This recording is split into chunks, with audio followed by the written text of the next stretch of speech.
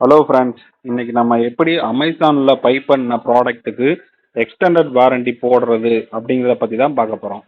First Amazon ஆப்பை open பண்ணிக்கோங்க. நீங்கள் ஆர்டர் பண்ண பொருள் டெலிவரி ஆனதுக்கப்புறம் தான் இதை நீங்கள் பண்ண முடியும். ஸோ அந்த டெலிவரி லிஸ்ட்டில் போனீங்கன்னா கீழே ப்ராடக்ட் சப்போர்ட்னு சொல்லிட்டு ஒரு ஆப்ஷன் காட்டும். ஸோ அதை கிளிக் பண்ணிவிட்டு உள்ளே போய்க்கோங்க.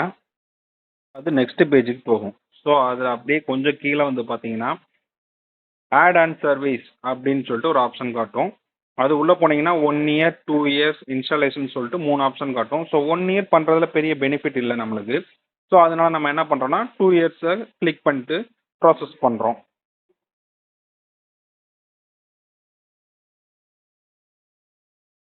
ஸோ ஆல்ரெடி கார்டு நம்பர் நான் வந்து கொடுத்துருக்கறதுனால சிவிபி நம்பர் மட்டும் என்ட்ரு பண்ணிக்கிறேன்.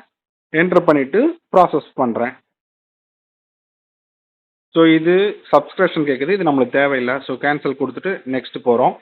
உள்ளே போயிட்டீங்கன்னா எந்த அட்ரஸ் வேணுமோ அந்த அட்ரஸ் எல்லாம் நீங்கள் கரெக்டாக மார்க் பண்ணிக்கோங்க, பில்லிங் அட்ரஸ்ஸு. ஸோ அடுத்து ஆர்டர் ப்ளேஸ் பண்ணுறதுக்கான பேமெண்ட் ஆப்ஷன். ஸோ குவான்டிட்டி வேணால் மேபி இன்க்ரீஸ் பண்ணலாமான்னு செக் பண்ணி பார்த்தேன், இல்லை. குவான்டிட்டி வச்சுட்டு நம்ம அடுத்து பேமெண்ட்டில் அடுத்த ப்ராசஸ் போகிறோம். அது நான் ஒன் கார்டில் கொடுத்ததுனால ஒன் கார்டு பேமெண்ட் லிங்க்குக்கு கனெக்ட் ஆகி அதில் பே பண்ண சொல்லுது. ஸோ இது மூலிமா நான் பே பண்ணுறேன். ஸோ பே பண்ணி கன்ஃபர்மேஷன் மெசேஜும் வரும் பாருங்க.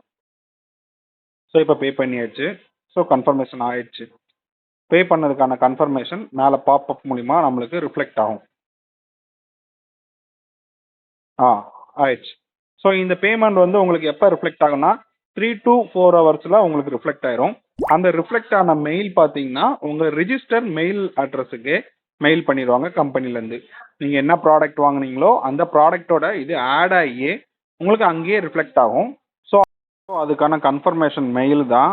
அந்த மெயிலோட ஸ்க்ரீன்ஷாட் தான் உங்களுக்கு நான் அட்டாச் பண்ணியிருக்கேன். ஸோ இது வரைக்கும் பார்த்த அனைவருக்கும் நன்றி. ஸோ கண்டிப்பாக ஃபாலோ பண்ணி சப்ஸ்கிரைப் பண்ணிக்கோங்க.